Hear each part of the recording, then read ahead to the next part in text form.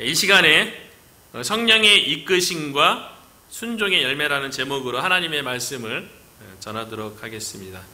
우리가 사도행전 말씀을 가지고 주일 예배 시간에 함께 은혜를 나누고 있는데, 이 사도행전을 다른 말로 뭐라고 얘기하냐면 성전 행전이라고 얘기해요. 많이 들어봤을 거예요.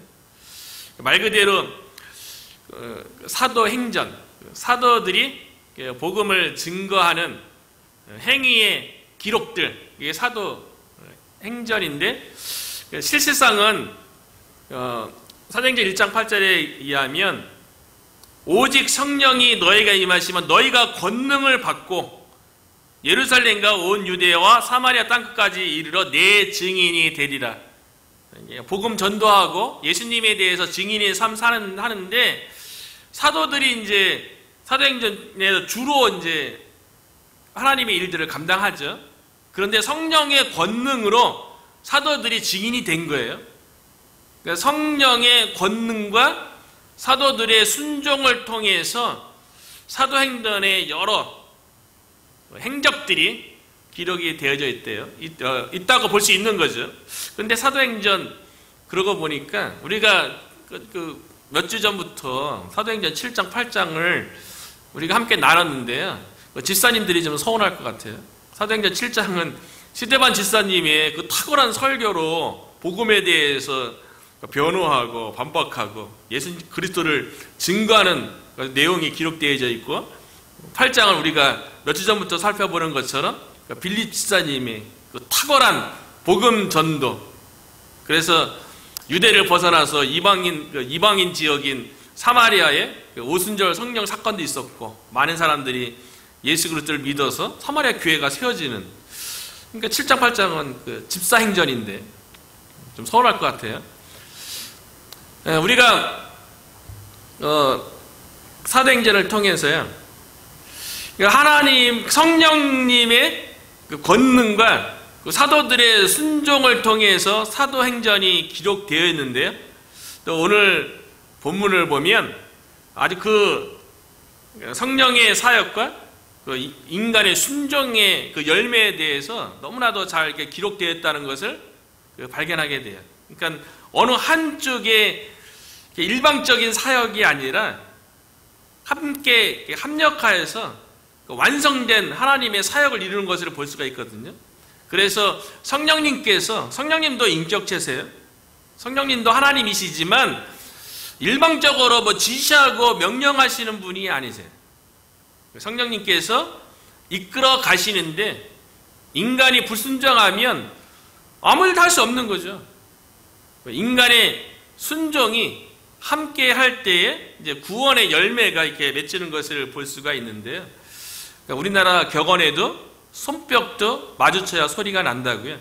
성령의 역사, 성령의 이끄심과 인간의 순종을 통해서 복음의 열매가 맺힌다는 것을 우리가 오늘 본문에서 이제 확실하게 발견할 수 있는데요. 오늘 본문에 보면 성령의 이끄심과 빌립의 순종이 3번 등장하는 것을 볼 수가 있어요. 이걸 통해서 오늘날에도 우리가 하나님의 일을 감당한다고 할 적에 성령의 이끄심과 우리의 순종이 어떻게 열매를 맺게 되는지에 대해서 오늘 본문을 보면 참 잘 묘사되어 있다고 볼 수가 있는데요. 그 첫 번째 이제 단락이 26절, 우리가 읽은 첫 구절에 보면 주의 사자가 빌립에게 말하여 이르되, 주의 사자가 이제 나오는데요. 29절에 보면 성령께서 빌립에게 이르되, 주의 사자는 성령님의 사역을 이야기하는데요. 뭐라고 얘기하냐면 주의 사자가 빌립에게 말하여 이르되, 성령님께서 직접 빌립 집사님에게 말씀하셨다는 거예요. 오늘날도 성령님께서 우리에게 직접 말씀해 주시면 얼마나 좋겠어요. 그런데 초대교회 그때에는 아직 성경이 완성되기 전이었기 때문에 성령님께서 직접 말씀하시는 그런 경우가 많았죠. 근데 하나님의 말씀이 성경으로 완성된 이후에는 성령님께서 우리에게 이렇게 오늘날도 말씀하시긴 하세요. 그런 특별한 경우가 아니면 성경에 기록된 하나님의 말씀을 통해서 우리에게 음성을 들려준다는 거예요. 하나님께서 아주 특별한 경우, 하나님에 대해서, 복음에 대해서 전혀 듣지 못한 선교 현장, 이런 데는 그런 그 성령의 역사, 음성, 이런 기적들이 많이 나타나죠. 오늘날 현대사회도 마찬가지고요. 그 성령께서 그 빌립에게 직접 말씀하셨는데, 오늘날에는 성령님께서 우리에게 어떻게 말씀하시고 음성을 들려주냐면요, 요한복음 16장 13절 14절에 보면 예수님께서 이렇게 말씀하셨어요. 예수님께서 보혜사 성령을 보내주신다고 얘기했어요. 그 보혜사 성령이 어떻게 사역을 하냐면, 요한복음 16장 13절 14절에 보면, 그러나 진리의 성령이 오시면 그가 너희를 모든 진리 가운데로 인도하시리니 그가 스스로 말하지 않고, 성령님께서 말하는데요, 성령님께서 자의로 스스로 막 말하는 게 아니라는 거예요. 오직 들은 것을 말하며, 예수님께서 제자들에게 말씀하신 것, 그 제자들이 들은 것을 깨닫게 하고 들은 것을 생각나게 해서 말한다는 거예요. 그 장래의 일을 너희에게 알리시리라. 그가 내 영광을 나타내느니 내 것을 가지고, 예수님의 것, 예수님 자신이기도 하고요, 예수님이 하신 말씀이기도 해요. 예수님의 말씀을 가지고 너희에게 알리시겠습니다. 그러니까 여기서 언급된 진리, 오직 들은 것, 내 것을 가지고 다 예수님의 말씀, 하나님의 말씀을 의미하는 거예요.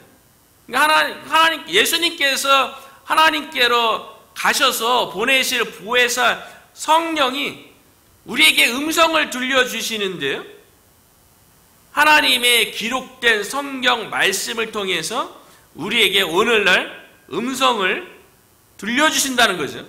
그런데 빌립 집사님은 직접 성령의 음성을 들었고요, 오늘날에는 보혜사 성령으로 오신 성령님께서 기록된 하나님의 말씀을 가지고, 성경을 가지고 우리에게 음성을 들려주신다는 거예요.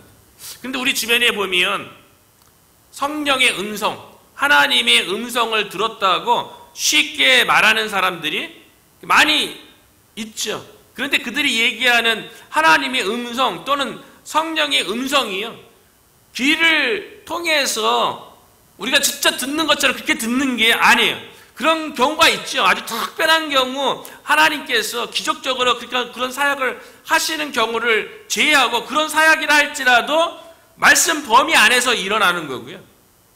일반적으로 하나님의 음성을 들었다고 이야기할 때에는 말씀을 읽고 묵상하는 가운데 그 말씀이 성령님을 통하여서 깨닫게 되는 거예요.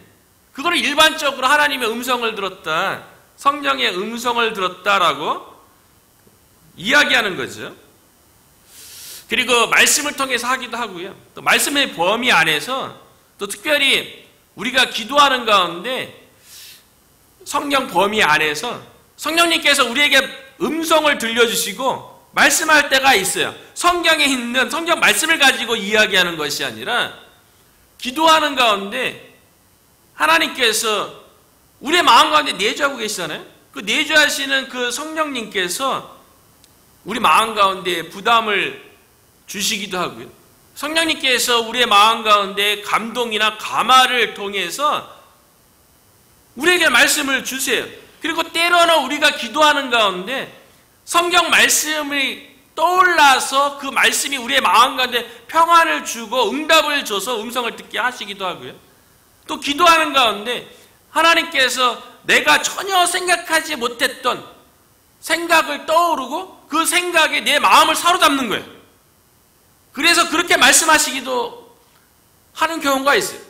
저의 경우에는 대학교 2학년 때 예수 그리스도를 믿고 하나님의 사랑과 은혜를 확 체험해서 그 첫사랑이 뜨거울 때 내가 나의 꿈과 나의 욕심을 위해서 살 것이 아니라 나도 예수님을 위해서 내 인생을 들여서 살아야겠다라는 그런 막 마음의 열정이 막 올라오는 거예요.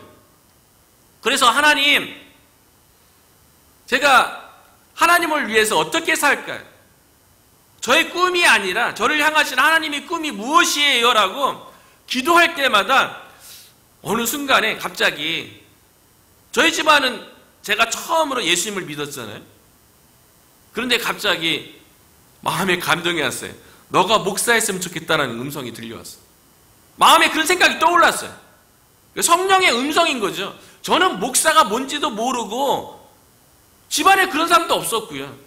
신앙생활에 대부분은 선교 단체에서 훈련받고 하는 거라 하고 주일만 이제 섬기는 교회에 가서 봉사하고 예배드리고 이랬기 때문에 목사가 구체적으로 어떤 사역을 하고 어떤 삶인지를 잘 모르는데 마음에 이제 기도할 때마다 자꾸 너가 목사했으면 좋겠다는 생각이 떠올라갖고 그러니까 어떨 때는 그랬다니까요. 기도하다가 목사 이 생각만 떠오르면 기도하다가 멈추고 기도를 안 했던 적도 여러 번 있어요. 그런데 그 떠오른 너가 목사했으면 좋겠다라는 이 생각이 제 마음을 사로잡는 거예요. 떠나지 않는 거예요. 그 이후로 지금도 떠나지 않는 거예요. 하나님의 부르심이고 하나님의 음성이었던 거죠. 그 작년에는 그 노방전도를 여러 군데 다니면서 그 게이더스버그하고 락빌 두 군데만 나가서 했었는데 올해 뭐 특별하게 이제 그 첫 일에 특별 새벽기도로 특별 새벽기도 하는 가운데 좀 이렇게 좀 지역을 넓혔으면 좋겠다. 올해는 좀 더 많은 시간을 투자해서 사람들을 만나고 우리 교회가 찾아오는 교회가 아니라 현대에 그게는 그렇게 쉽지가 않죠. 찾아오는 교회가 된다는 게 우리는 여건상 쉽지가 않은 거죠. 그래서 찾아가는 교회가 되겠다. 그렇게 이제 기도하는가 생각 드는 것도 다 성령의 음성이죠. 그래서 그 실버 스프링에도 노방전도를 통해서 사람들을 한번 만나보고 프레디도 가서 한번 사람들을 만나보고 이런 이제 감동을 주고 해야겠다고 이렇게 계속 생각이 나니까 그게 이제 성령의 음성이 되는 거죠. 그걸 하나님의 음성으로 받아들이고 이제 순종해서 지금 뭐 기도하면서 둘러보고 있는 거죠. 그러니까 모든 게 성령의 음성이라는 것이 오늘날에도 분명히 말씀하시죠. 근데 기본적으로 성경에 기록된 말씀을 가지고 우리에게 깨닫고 적용하는 가운데 말씀하시기도 하시고 그 각자의 여러 가지 삶의 여건 속에서 개인의 삶 속에서 성령님께서 다양하게 우리에게 말씀을 하신다는 거예요. 중요한 거는 초대교회뿐만 아니라 오늘날이 성령님의 시대죠. 성령님이 주로 사역하시는 시대죠. 성령님께서 우리에게 하신다는 게 중요한 거예요. 우리에게 말씀하고 있다는 거예요.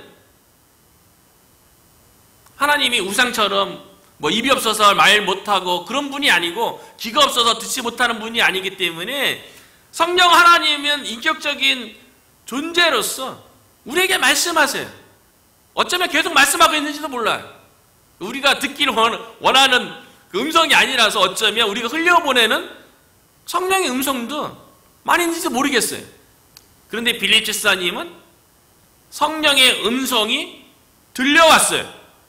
그 음성이 무엇이냐면 26절에 보면 일어나서 남쪽으로 향하여 예루살렘에서 가사로 내려가는 길까지 가라 하니 그 길은 광야라.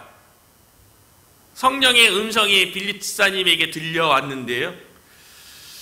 그런데 현재 지금 빌립 집사님은 뭐 하고 있습니까?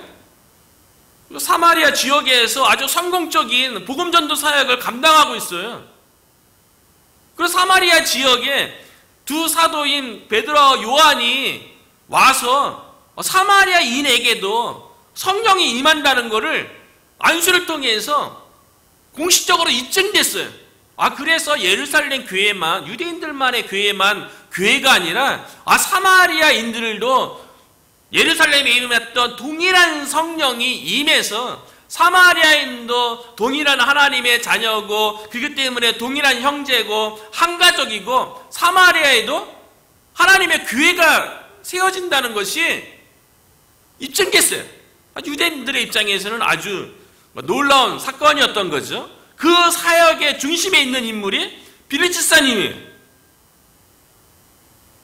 얼마나 성공적인 사역을 감당하고 있습니까? 복음 전도를 통해서 예수 그리스도를 믿는 자들에게 성령이 임하고 그들 가운데 큰 기쁨이 임하는, 그래서 사마리아 교회가 막 세워가는, 얼마나 기뻤겠어요. 얼마나 그 사역이 재미있었겠어요. 복음 전도 사역할 때마다 사람들이 회개하고 사람들에게 붙었던 귀신이 떠나가고 사람들이 가지고 있었던 육체의 질병들이 고침을 받고, 그러면서 예수 그리스도의 복음에 굴복하고 믿음으로 나오는 사람들이 성령 받아서 교회가 세워지는 것, 그 얼마나 감동이겠어요. 아주 성공적인 사역을 지금 잘 감당하고 있는데 갑자기 어느 날 성령님께서 음성을 들려주기를 예루살렘에서 가사로 내려가는 길까지 가라는 거예요. 또 그 길이 광야예요. 사마리아에서 가사까지 거리가요 167km예요.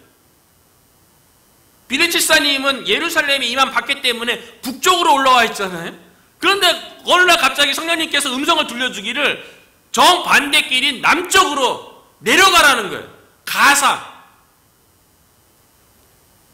오늘날 가자지구 있는 지역이에요. 근데 그곳은 광야라는 거예요. 빌립 집사님 입장에서는 왜 지금 사마리아 지역이 성령이 임해서 많은 사람들이 막 구원받고 교회가 막 세워지고 막 조직되고 있는데, 왜 성공적인 사역하고 있는데 왜 갑자기 하나님께서, 성령님께서 남쪽으로 내려가라고? 그것도 가까이 있는 거리 아니잖아요. 그리고 또 광야로 가래요. 더 이해가 안 가죠. 광야는 사람이 거주하거나 살만한 곳이 못 되잖아요. 그래도 광야로 가라 그리는데 성령의 음성이 들려오면 참 쉬운 일이 아니죠. 인간적으로 생각할 때는 뭔가 좀 하나님께서 사역 가운데 좀 손해보는 그런 인도하심 있는 것처럼 보이는 거죠. 그런데 빌립 집사님이요, 이 성령의 음성 가운데, 성령의 이끌리신 가운데 순종했다는 거예요. 이해가 안 되잖아요. 지금 사마리아에서 성공적인 사역을 감당하고 있어요.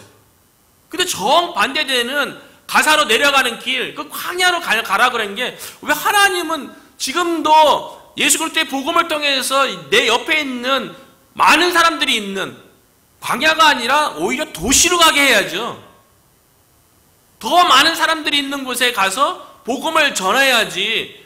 더 많은 사람들이 구원받고 더 많은 사람들이 구원받으면 하나님께 더 크게 영광 돌리고, 그게 우리의 생각 아닙니까? 그런데 어떻게 성령의 음성은 광야로 가라는 거예요. 그런데 빌립 집사님은 순종했다는 거예요. 참 어쩌면 성령님께서 우리에게 음성으로 들려주는 것 가운데 상당 부분요, 우리의 생각과 반대되는 경우가 많을 거라고 생각되어져요. 우리가 생각하기에는 요게 더 유익하고 요게 더 나은 길이고 요게 더 형통한 길 같은데, 어쩌면 성령님께서 이끄시는 길은 빌립 집사님에게 음성으로 들렸던 것이 광야로 가라는 거 아닙니까? 그런데 여기서 실제로 광야이기도 하고요, 광야에는 사람이 없잖아요.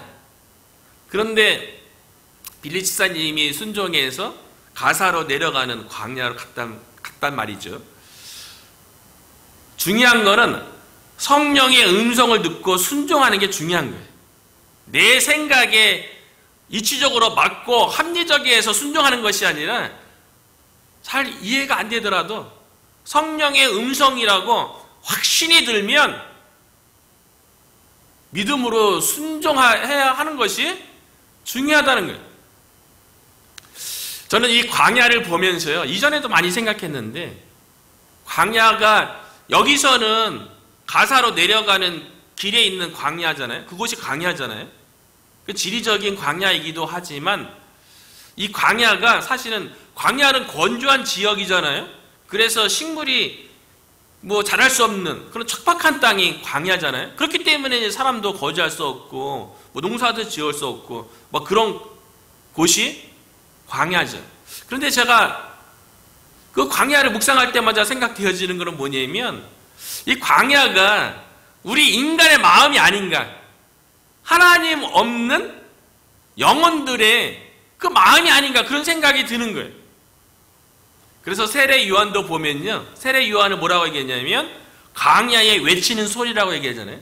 그 광야에 외치는 소리가 실질적으로 세례 요한이 광야에 나가서 앞으로 오실 주의 길을 평탄케 하기 위해서 예비하고 광야에서 회개를 선포하는 그런 외치는 소리이기도 했지만요, 그 당시 유대인들의 마음 가운데 그들이 마음이 건조한 거예요. 마음이 광야 같으니까 그들을 향해서 외치는 소리였다고. 저는 광야를 이렇게 묵상할 때마다 그런 생각이 드는 거예요. 그런 측면에서 보면 광야가 어디인가, 우리가 살고 있는 이 지역이 광야 아닌가, 그런 생각이 들어요. 오늘날 물질 만능주의, 그 세상의 그 풍요로움, 이런 것 속에 영적으로 메말라 있는 거예요.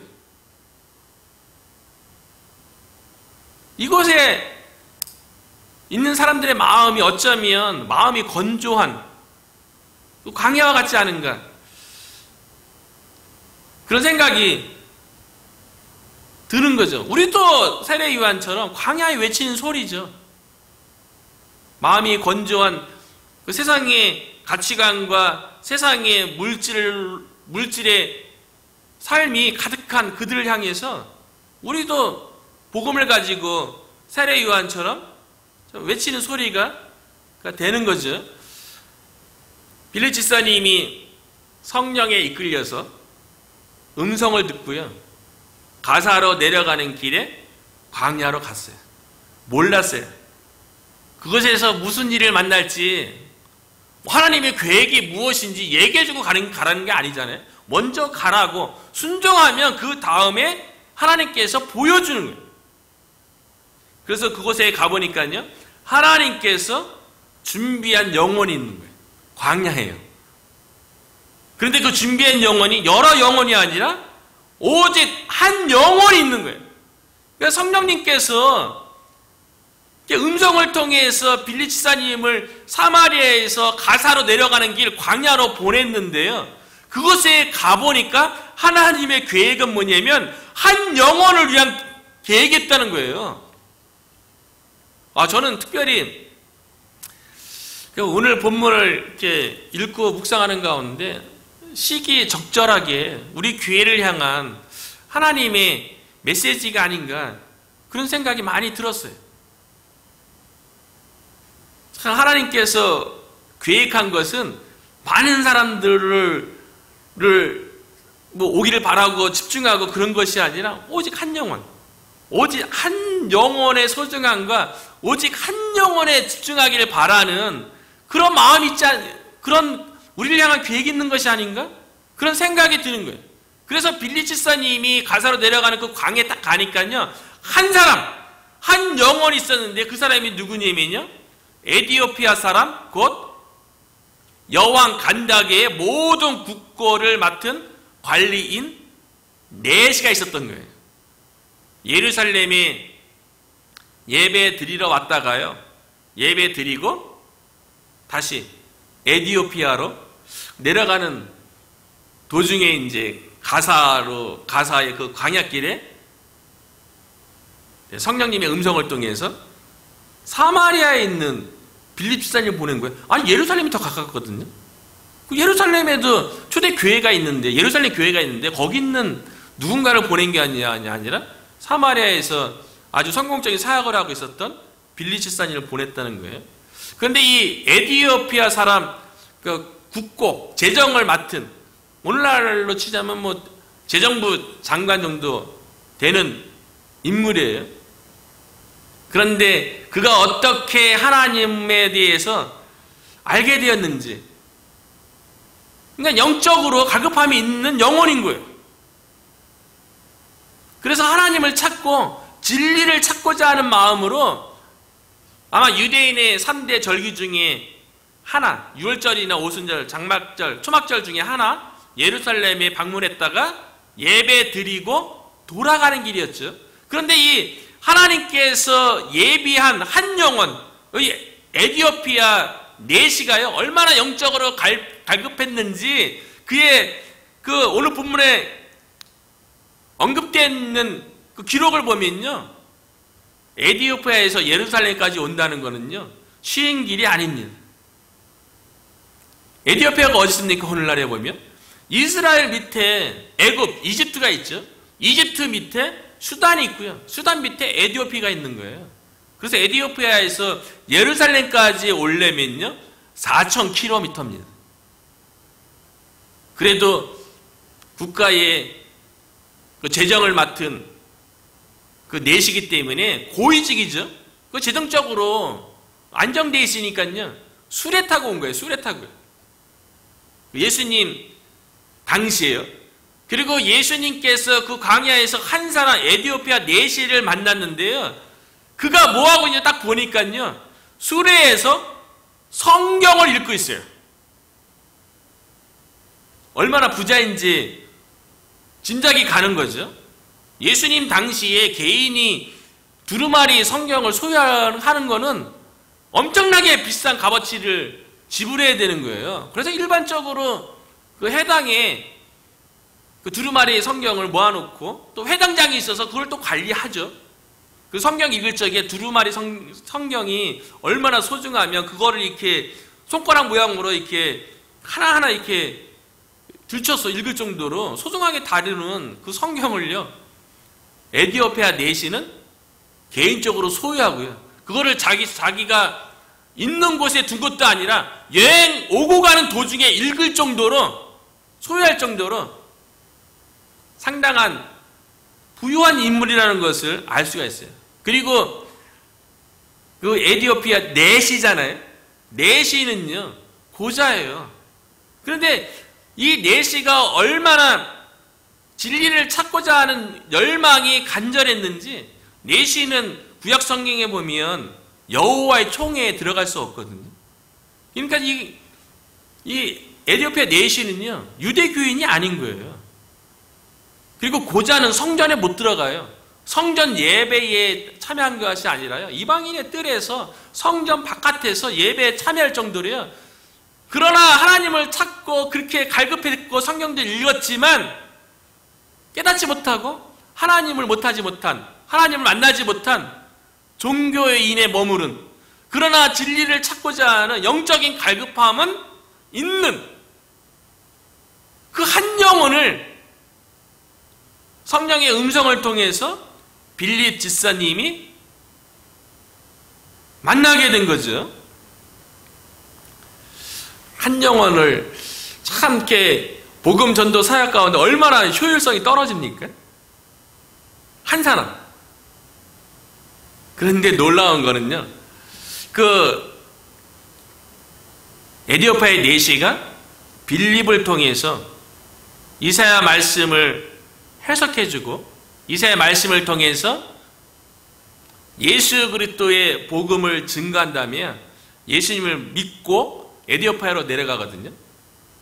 그런데 오늘날 그 예수님이 오신 지 초대교회 이후에 한 2000년 정도 지났잖아요. 에티오피아의 국가가 무엇인지 아십니까? 기독교예요, 기독교. 에티오피아 정교회가 있고요. 개신교까지 합치면 65%가 아프리카의 기독교 국가가 있어요. 이슬람교는 한 30몇 %, 되고요. 그리고 뭐 전설에 의하면 그 솔로몬 때 있었던 그 법궤 있잖아요. 그 바벨론에 의해서 멸망할 적에 그 법궤가 없어졌어요. 그러니까 스룹바벨 성전이 세워졌을 적에 그 지성소에 법궤가 없었거든요. 성경에 법궤가 있었다는 그런 기록이 없어요. 근데 한 전설에는 그 법궤가 에디오파에 이렇게 안전하게 거기에 보관되어 있다고 그런 전설도 있고요. 전설 중에 하나예요. 팩트가 아니라 전설 중에 있을 정도로, 그러니까 그렇게 성경에 대해서 익숙한 나라가 에디오파예요. 어떤 법궤에 대해서는 오늘날 있는 모스크, 돔 있잖아요. 돔 밑에 바위가 있는데 바위 밑에 또 있다고 이렇게 주장하는 사람들도 있고요. 오늘날 에디오파가 그렇게 65% 정도 되는 복음화율을 이룰 수 있었던 그 근원으로 올라가 보면 한 영혼이 얼마나 중요한지를 깨닫게 되는 거죠. 그래서 제가 들었던 전도에 대해서 한 영혼이 얼마나 소중한지를 가르치는 말이 있어요. 그것이 뭐냐면 사과 속에 씨앗의 수는 셀 수 있지만 씨앗 속에 있는 사과의 수는 셀 수 없다. 사과 속에 있는 씨앗 한 서너 개 있죠. 근데 씨앗 속에 있는 사과는 셀 수 없이 많죠. 그 씨앗 속에서 나무가 세워지고 나무에 수많은 이제 사과 열매가 맺혀지니까요. 그러니까 에디오파의 간데가의 국고를 맡은 이 내시는요, 그 한 영혼, 그 빌립지사를 통해서 예수 그리스도를 받아들인 이 한 영혼을 통해서 수많은 셀 수 없는 복음의 열매가 맺히게 된 거죠. 한 영혼이 소중하고 무한한 복음의 열매를 맺기 때문에 하나님께서 빌립지사님을 광야로 보낸 거예요. 그리고 두 번째 보면 성령의 이끄심과 빌립 집사님의 순종이 그 다음 29절부터 또 두 번째 단락으로 이어지는데요. 29절에 보면 성령이 빌립더러 이르시되, 주의 사자가 이제 성령으로 바뀌었죠. 성령이 빌립더러 이르시되 이 수레로 가까이 나아가라 하시거늘. 빌립 집사님은 성령의 음성 듣고 그 가사로 내려가는 길 광야에서 가보니까 한 영혼이 있는 거예요. 근데 그 사람이 누군지 모르죠. 낯선 사람이죠. 처음 만난 사람이죠.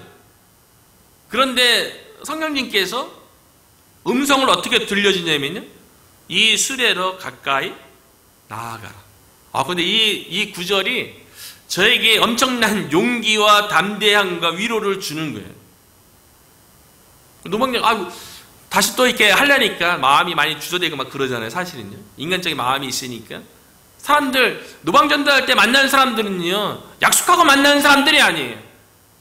그러니까 오늘날 많은 사람들이 복음 전도할 적에 다 대부분 가까운 사람, 나하고 관계가 있는 사람, 아니면 나하고 좀 멀더라도 이렇게 교제권에 있는 사람에게 복음을 전해야 된다고 대부분 그렇게 생각하지 않습니까? 그런데 오늘 본문에 보면 성령의 음성으로 빌립사님에게 이야기하기를 처음 보는 사람이에요. 낯선 사람이에요. 근데 그에게 가까이 나아가라고 그랬다는 거죠. 저에게 들려진 음성 같았어요. 노방전도 계획하고 있는데 이곳에서 누구를 만날지 계획하고 만나는 것도 아니고 아는 사람 만나는 것도 아니고 다 처음 보는 사람이고 낯선 사람이고 그들이 나에 대해서 어떻게 생각할지 모르는 그 사람들에 대해서 성령님께서 가까이 나아가라, 그렇게 말씀하시는 것 같았어요.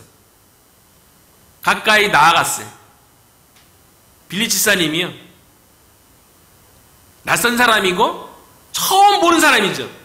그런데 가까이 나아갔더니 보니까 그 내시가 성경을 읽고 있는 거예요. 그것도 이사야서 말씀을 읽고 있어요. 그러니까 빌립사님이 그 에디오피아 내시에게 이사야 성경 말씀을 읽고 있으니까요, 성경을 읽고 있는 그거를 매개로 해서 접촉점으로 해서 이야기를 시작하는 거예요. 그까지. 그러니까 오늘 본문에 보면 성령님께서 음성을 들려주고 이끌어주시는 딱 부분이 있고요. 그 이후에는 또 인간이 해야 할 영역들이 또 있는 거예요. 빌립 집사님이 가까이 나가라 그까지 하셨고요. 그 이후에는 빌립 집사님이 딱 보니까, 가까이 가보니까 성경을 읽고 있는 거예요. 그것도 이사야서를 읽고 있는 거예요. 그러니까 그 이사야서에 대해서 빌립 집사님이 그거를 접촉점으로 와서 물어보는 거죠. 너가 읽고 있는 이 성경에 대해서 깨닫고 있습니까? 그렇게 물어보는 거죠. 전도는 다 그렇게 시작되는 거예요. 접촉점을 통해서 대화가 시작되어지고 그 대화 가운데 영적인 대화로 넘어가서 예수 그리스도의 복음을 증거해서 영접하도록 하는 거죠. 그 접촉점 만드는 게 얼마나 중요합니까?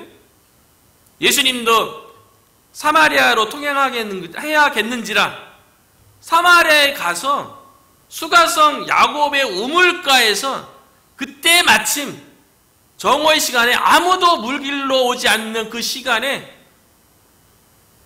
부정한 여인, 남편 6이 있었던 그 여인, 그 수가성 여인이 물길로 왔을 적에 우물가에서 만났으니까 우물가에 그거를 접촉점으로 삼아서 예수님께서 먼저 우물가니까요, 당연히 물을 매개로 해서 대화를 시작하는 거 아니에요?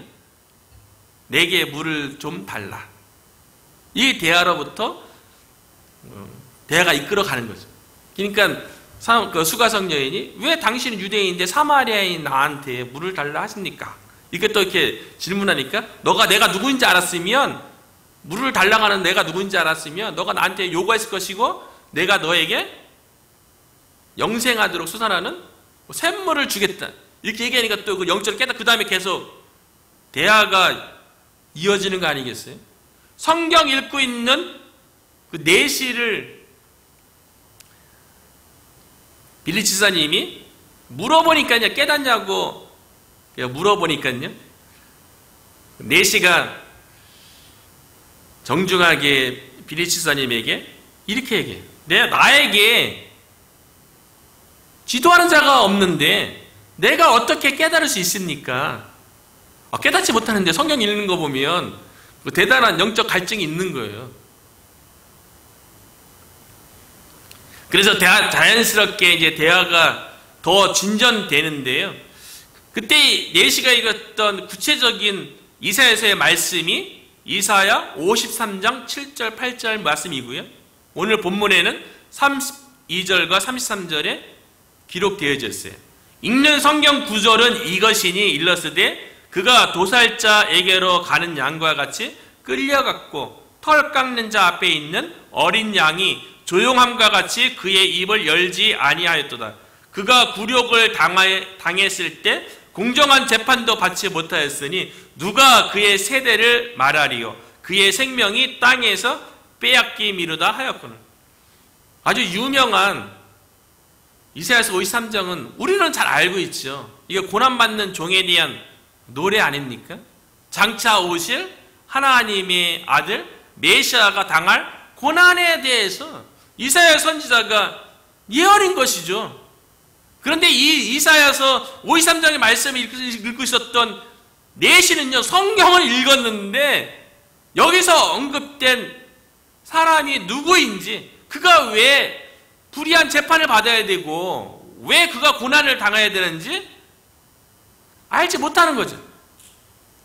그래서 내시가 빌립에게 34절에 보니까요, 이 선지자가 말하고 있는 것이 누구를 가리킴이냐, 자기 자신이냐, 아니면 다른 사람이냐. 하나님께서 내시의 영혼을 준비해 줬음을 보는 거죠. 올 한 해 동안 하나님께서 또 우리 가운데 어쩌면 광야 같은 이 지역 가운데 내시와 같이 진리를 찾는, 그러나 아직 하나님을 만나지 못한, 내시는 성경을 읽지만 깨닫지를 못하잖아요. 내시와 같이 영적으로 갈급하고 진리를 찾는 한 영혼이 우리 주변에 있는 줄로 믿어요. 우리가 성령의 음성을 듣고 성령의 이끌림 가운데 순종하다 보면 내시와 같은 영혼들을 우리가 만나게 될 줄로 믿습니다. 특별히 제가 플로리다에서 이곳에 올라오기 전에 기도하면서 이렇게 하나님, 저에게 주시는 말씀이 무엇이에요? 이렇게 묵상하고 막 기도하는 가운데 처음에 여기서 방문했다가 내려갈 때는 비행기 속에서 하나님, 저를 향한 하나님의 계획이 뭐세요? 그 막 묵상하는 가운데 그때 떠올랐던 말씀은 그 창세기 12장 1절, 2절 말씀이었어요. 그래서 그것도 이제 묵상하고 막 하나님께 깨닫게 해주시니까 또 감동이 있으니까 또 그걸 또 이제 장로님한테 문자를 탁탁 보냈죠. 그러니까 하나님의 부르심에 순종하겠노라고. 그리고 또 집에 돌아가서 말씀을 묵상하는 가운데 하나님께서 저에게 마음에 많이 떠오르게 했던 성경 구절은 뭐냐면 이것도 몇 번 나눴어요. 사도행전 18장 9절 10절에 두려워하지 말라, 침묵하지 말고 말하라, 내가 너와 함께 하겠노라. 너를 대적하는 자가 너를 해롭게 하지 않을 것이니 이 성 중에 내 백성이 많음이라. 이 성 중에 내 백성이 많음이라. 복음을 통해서, 성령의 이끌림을 통해서 만나는 영혼 가운데 내시와 같이 준비된 영혼들, 실제로 고린도 지역은 우상 숭배도 심하고, 그리고 세상 지식도 많고, 물질적으로도 부유한, 어찌 보면 이곳 지역이나 고린도나 거의 비슷한 것 같아요. 그런데 그 고린도 도시 가운데도 하나님의 주의 백성이 많음이라, 이 말씀 붙잡고 왔거든요. 오늘 한 해 동안 성령의 이끌림을 받아서 사람들을 만나다 보면 내시처럼 준비된 영혼들, 이 성 중에 내 백성이 많음이라 준비된 영혼들이 많이 있고 또 우리가 만나게 될 줄로 믿습니다. 빌리 치사님이 그 내시가, 그 고난받는 자가 누군지 질문했을 적에 그 이사야 말씀을 해석하고 장차 오실 메시아 예수 그리스도 직접 가르치셔요. 그리고 그걸 통해서 복음을 전한 거죠. 복음을 이디오피아 내시가 받아들이니까요, 그가 너무나도 복음으로 인해서 감격스러운 거예요. 그래서 빌립에게 지나가는 길에 물을 보고 나에게 세례를 베풀어 달라고 해서 둘이 내려가서 물로 세례를 베풀었는데요, 빌립 집사님이 베풀어 준 그 세례는요, 단지 형식적인 물로 세례를 베푼 것이 아니라 예수 그리스도를 믿었기 때문에, 이사야를 통해서 복음을 믿고 받아들였기 때문에 성령 세례가 임한 거예요. 그래서 에티오피아 이 내시가요, 순수한 이방인으로서 첫 열매가 됐다는 거예요. 놀라운 거죠. 사마리아인이 유대인 입장에서 첫 이방인이긴 해요. 그런데 사마리아인은 조상으로 가보면 북이스라엘의 10개 지파의 후손들이잖아요. 비록 아수리인들과 피가 섞인 혼혈 인종이긴 해도 순수한 이방인은 아니죠, 어찌 보면요. 그런데 에티오피아 내시는요, 완전히 순수한 이방인인데요, 그 순수한 이방인인 내시에게도 복음이 들어갔고, 그 복음으로 인해서 세례받고 성령을 받은 이방인으로서 첫 열매가 되었다는 거죠. 빌립 집사님을 통해서 내시와 함께 물에서 세례받고 나오니까요, 이번에는 성령의 이끄심이 또 빌립 집사님의 순종이 세 번째 나타나는데요,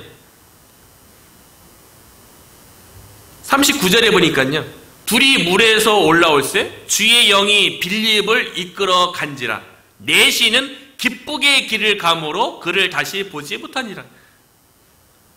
성령님의 이끄심은 여기서 이제 주의 영으로 바뀌었죠. 성령님의 또 주의 영으로 바뀌었는데 빌립을 이끌어 가신지라. 아니, 세례 받았으면 좀 더 이렇게 빌립 집사님이 그 내시에 대해서 구원의 확신, 앞으로 신앙생활 어떻게 하라고 권면도 하고 뭐 격려도 하고 막 지도도 하고 고향 고국으로 돌아가야 되니까요, 그래야 될 것 같은데 세례 받자마자 성령님께서 빌립 집사님을 이끄신 거예요. 다시요, 다른 곳으로요. 이것에 또 빌립 집사님은 또 순종을 해요. 아마 하나님께서는요, 빌립 집사님을 통해서 이디오피아 내시가 세례받고 성령을 받았기 때문에 그 성령님께서, 내시는 성경을 읽잖아요, 성경의 다른 내용들도 다 예수 중심으로 다 깨닫게 하시고요, 그 성령님께서 그 내시의 신앙을 책임지는 거예요. 빌립 집사님 책임지는 게 아닌 거예요. 그래서 갑작스럽게 세례받고 올라온 상태에서 빌립 집사님을 성령님께서 이끄니까요, 빌립이 또 순종해갖고요, 40절에 보니까 빌립은 아소도에 나타나 여러 성을 지나다니며 복음을 전하고 가이사라에 이르니라. 참 빌립 집사님 대단한 것 같아요.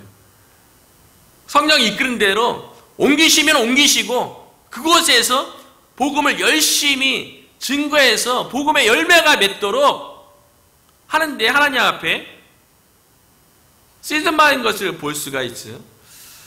오늘 본문을 보면서요, 저는 결론적으로 참 우리 교회를 향한 가장 시기 적절한 때에 우리에게 주시는 말씀이 아닌가, 그런 생각이 들었어요. 우리가 성령 충만해서 영적으로 민감해서 여러 모양을 통해서 성령의 음성이 들려오는데 그것이 우리의 생각을 벗어난다 할지라도 성령의 음성이라면 우리가 믿음으로 순종하면 하나님께서 우리를 통해서요, 내시처럼 준비된 영혼 우리 주변에 많이 만나게 할 줄로 또 믿습니다. 그래서 아까 얘기했던 사과 속에 씨앗의 수는 셀 수 있지만 씨앗 속에 있는 사과는 셀 수 없는 것처럼요, 우리 주변에 올해 본격적으로 노방전도도 하고 돈도 제가 해야죠. 구체적으로 사람들을 만날 때에 하나님께서 이 성에 내 백성이 많음이라, 그 백성 가운데 내시와 같이 준비된 영혼들 많이 만나고 그들이 복음을 받아들이고 말씀으로 양육되어져서 우리 교회가 하나님의 은혜 가운데 올해에는 건강하게 세워지는 은혜가 있기를 주님의 이름으로 축원합니다.